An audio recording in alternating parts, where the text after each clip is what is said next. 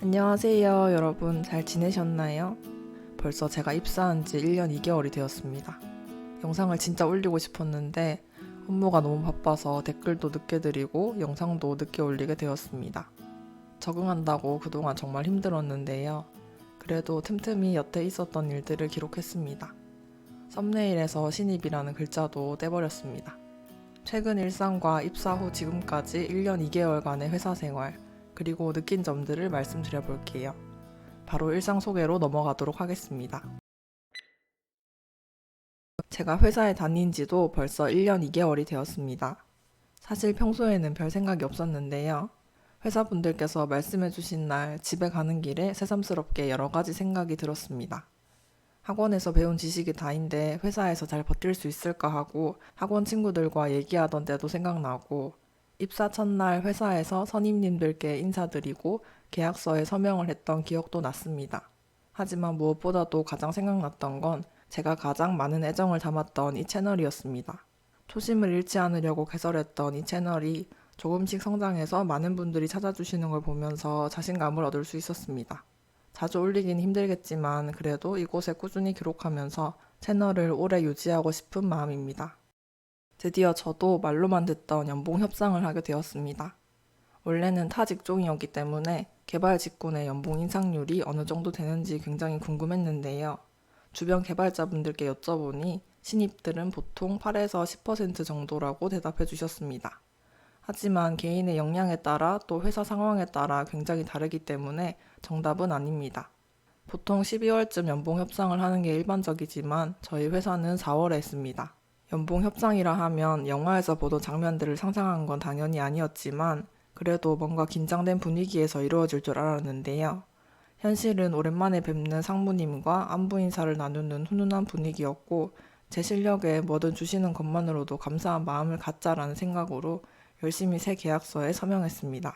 사실 회사에서 제시하는 금액대로 받는 경우가 대부분이어서 협상 전 계약서에 이미 연봉이 쓰여 있기도 합니다. 하지만 본인이 더 높은 금액을 원할 경우에는 자신이 한 해 동안 한 성과들을 어필해서 올릴 수도 있어요. 아무래도 신입이 당장 이렇게 하기는 어렵겠지만 연차가 쌓여서 본인이 회사에서 꼭 필요한 인재가 된다면 정말 협상도 가능할 것 같은데요. 저는 그저 조용히 열심히 하겠습니다. 1년의 회사 생활 중 기억에 남는 것들을 정리해 보았습니다.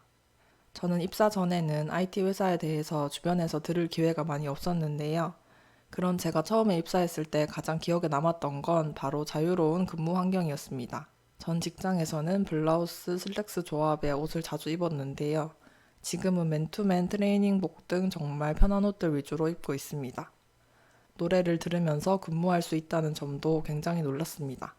오전에 진행사항을 점검하는 회의, 그리고 오후에 개발과 관련해서 선임분들과 대화하는 시간을 제외하면 나머지는 전부 혼자 개발하는 시간이거든요.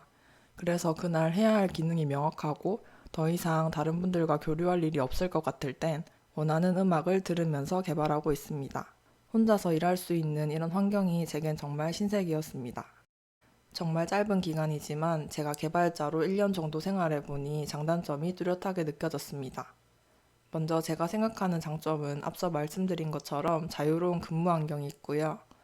입사 후 세 번째 프로젝트를 진행하고 있는데 프로젝트별로 특성이 있고 제가 맡아야 할 기능들도 항상 달라지기 때문에 지루하지 않다는 점도 있습니다. 잘 안 돌아가는 코드에 몇 시간을 매달려서 잘못된 부분을 고치고 해결이 되면 희열이 굉장히 큽니다. 예상하셨겠지만 앞서 말씀드린 장점들이 잘 안 풀렸을 때는 곧바로 단점이 됩니다. 처음에는 간단한 기능을 구현하지만 점차 전엔 해보지 못한 새로운 기능들을 구현해야 합니다. 그래서 매 프로젝트마다 새로운 라이브러리들의 사용법을 익혀야 하고요. 그에 따라 발생하는 문제들도 달라집니다. 공식 문서를 보거나 구글에 검색하거나 안 되면 주변 개발자분들께 여쭤봐서라도 기한 내에 어떻게든 그 기능을 구현해야만 하는데요. 사실 회사분들께 모르는 걸 계속 여쭤보는 것은 한계가 있기 때문에 결국 실력을 빨리 쌓아서 스스로 해결할 수 있는 능력이 가장 중요합니다. 맡은 기능은 기한까지 어떻게든 구현해야 하는데 구현 중 생기는 문제가 해결이 된다면 정말 다행이지만 만일 되지 않는다면 막막합니다. 주말에도 편히 못 쉬고 에러가 자꾸 생각납니다. 제가 못한다고 해서 누가 대신 해줄 수 있는 게 아니기 때문에 심적 부담이 굉장히 커질 수 있습니다. 하지만 정말 아무리 시도해봐도 답이 안 나오고 내 선에서 해결할 수 있는 문제가 아닌 것 같다면 그땐 미리 말씀을 드려야 다른 분들도 도움을 주실 수 있습니다. 선임님께서 잘하고 있는지 체크하실 때 사실은 안 되고 있지만 본인이 어떻게든 해결할 수 있을 거라 생각하고 잘 되고 있다고 말씀하시면 안 됩니다. 충분히 해봤는데도 안 된다면 도움을 꼭 청하시길 바랍니다. 개발을 하다 보면 기존에 사용하던 도구들의 불편함을 느낄 때가 있습니다. 그냥 적응해서 쓰면 괜찮아지겠지 생각하고 계속 사용했지만 알고 보니 다른 분들은 더 편리한 도구를 사용하시더라고요. 저도 뒤늦게 그 도구들을 사용해 보니 정말 편했고 이런 것들을 미리 알았다면 더 좋았을 거라 생각이 들었습니다. 주변의 다른 개발자분들께 이런 상황에서 어떤 도구를 사용하시는지 여쭤보시거나 직접 검색을 하시면 좋은 답을 얻을 수 있습니다. 사소해 보이지만 이런 차이 하나가 개발 속도를 굉장히 빠르게 해줄 수 있더라고요. 국비 학원을 다니기 전 과연 학원에서 무엇을 배울까 생각했던 것처럼 SI 회사에 입사하면 과연 어떤 일을 하게 되는지 궁금했습니다. 회사마다 업무가 많이 다를 수 있으니 참고만 해주시길 바라고요. 회사의 특성이 나타날 수 있는 상세한 사항까지는 넣을 수 없기 때문에 굉장히 일반적인 사항들만 말씀드리는 점 양해 부탁드리겠습니다. 제가 나름대로 정리한 신입 개발자의 업무는 크게 3가지로 나눌 수 있습니다. 적은 비율이지만 개발자도 문서 작업을 합니다. 사업 전에는 PM이 작성한 제안서에 추가할 부분을 작성하기도 하고요. 사업 시작 후 산출물 작성 시엔 시스템 운영자들을 위한 운영자 매뉴얼, 사용자들을 위한 사용자 매뉴얼, 고객의 요구사항을 정리한 요구사항 정의서 등을 작성합니다. 국비학원에서도 산출물 작성을 했었는데요. 구조가 복잡하고 양이 많은 것을 제외하면 내용 구성은 학원에서와 크게 다르지 않다고 느꼈습니다. 다음으로는 고객과의 회의 일정 참여입니다. 저희 회사는 주로 PM이 고객을 만나지만 가끔은 회의의 주요 안건과 관련된 기능을 구현하는 개발자가 해당 회의에 함께 참석하기도 합니다. 고객의 의견을 수렴하고 현재 개발 진행 상황과 개발 이슈들을 고객과 공유합니다. 마지막으로 개발자의 가장 중요한 업무인 개발입니다.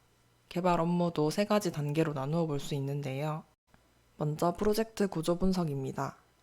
저희 회사 같은 경우는 사업 규모가 대부분 큰 편이어서 한 해에 프로젝트가 끝나는 것이 아니라 매년 새로운 기능들을 추가하고 유지 보수하며 보완하는 형식으로 진행하고 있습니다.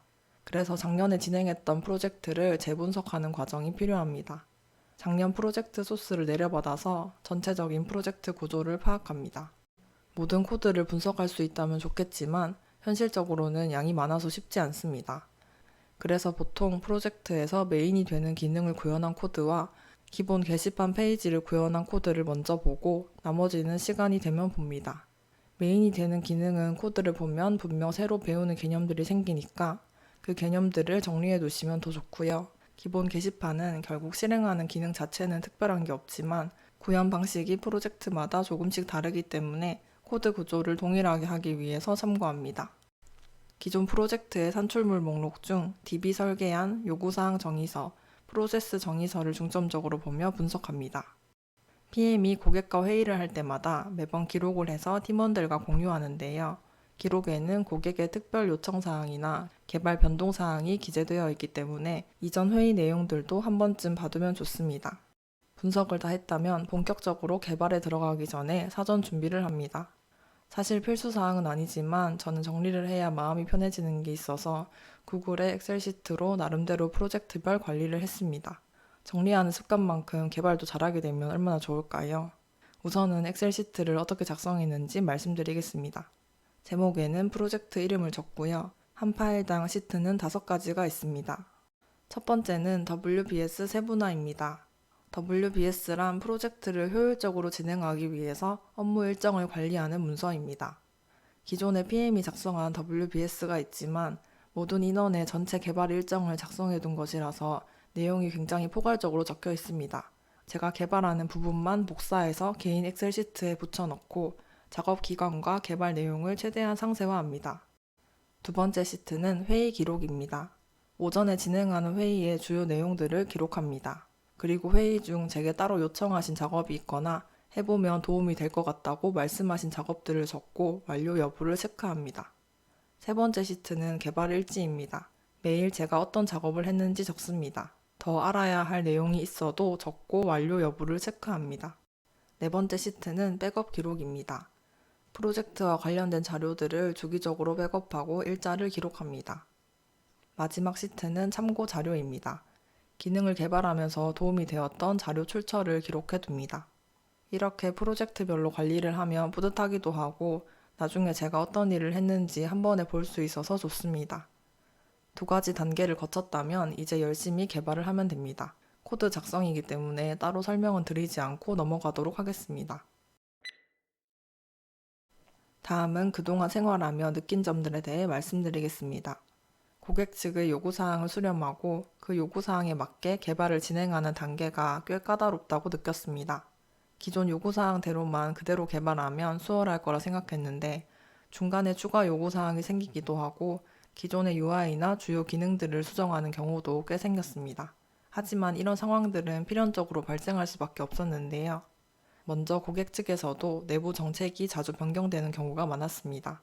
그렇기 때문에 변경된 정책을 개발 중인 시스템에 계속 반영해서 업데이트를 해야 했습니다.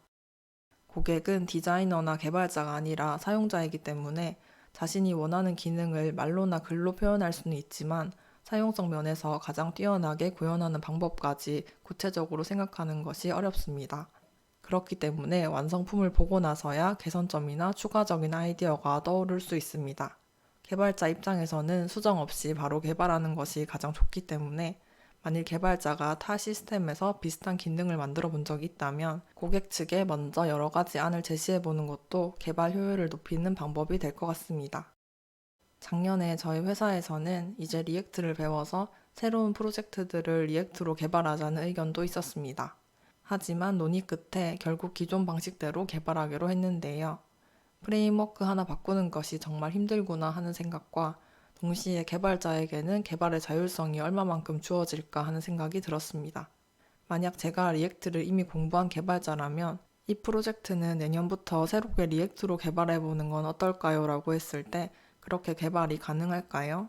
결론부터 말씀드리면 가능은 하지만 몇 가지 고려할 사항 때문에 보통은 그냥 안정적인 기존 방식을 택한다는 것입니다.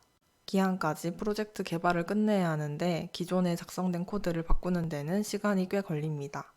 또한 기존 라이브러리와 새로운 프레임워크가 충돌이 날 수도 있어서 원래 잘 되던 기능이라도 새로운 환경에서는 동작하지 않을 수 있습니다.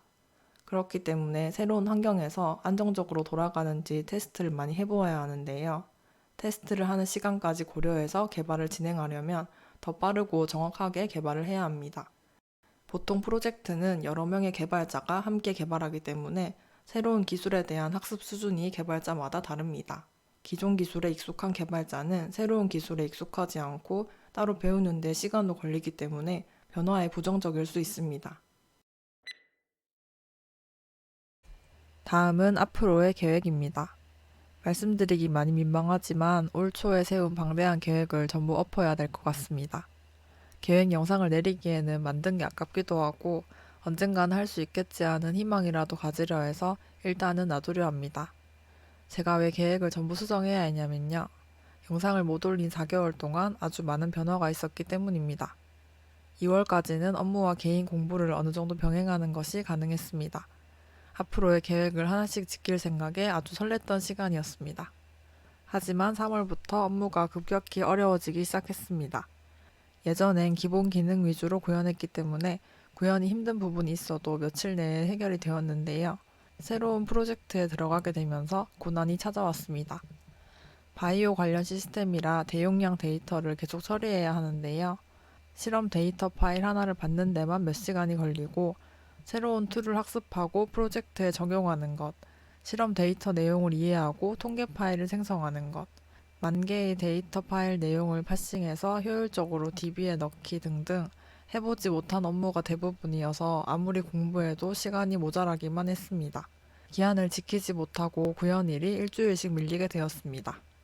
4월부터는 시간이 어떻게 지나갔는지 모르겠어요. 정말 집 일, 집 일의 연속이었습니다. 그래도 작년에 제가 생각할 수 없었던 개념들을 많이 배웠습니다. 이제 조금 개발자 같기도 하고 뿌듯한 순간들도 나름 있었습니다. 사실 제가 유튜브에서 본 개발자분들은 SI보다는 대부분 스타트업이나 대기업에 다니셨어요.